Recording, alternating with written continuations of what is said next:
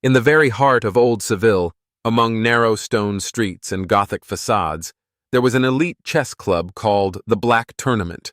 The building, with its carved windows and massive oak door, hid from prying eyes a place where judges, economists, professors, and former diplomats gathered. People didn't just play chess here. They asserted and defended reputations, divided influence, and silently issued challenges. The central figure of the club was Alejandro Montenegro, a 7-time winner of the prestigious annual competition, Crown of the Andalusian Harbor. His suits were impeccable, and his face looked as though it had been carved from marble.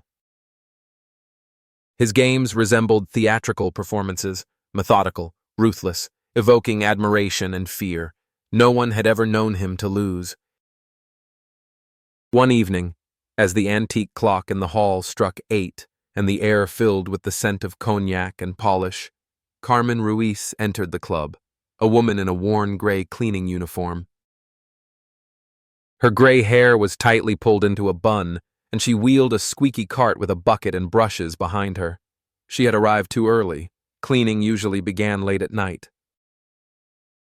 The members exchanged glances, and the administrator, Marta, curled her lips in confusion. But Carmen said nothing.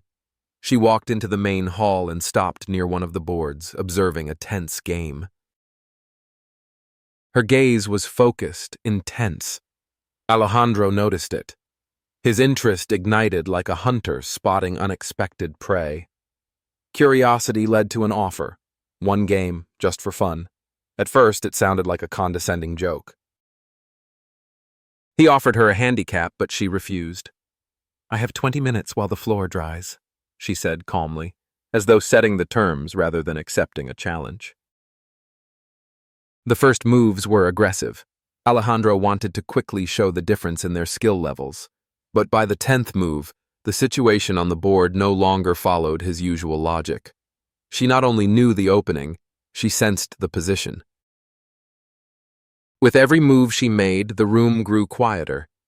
By the 25th move, checkmate. The hall froze. Alejandro sat staring at the pieces, as if he couldn't comprehend what had just happened. Carmen calmly put the pieces back, straightened the board, and headed for the door.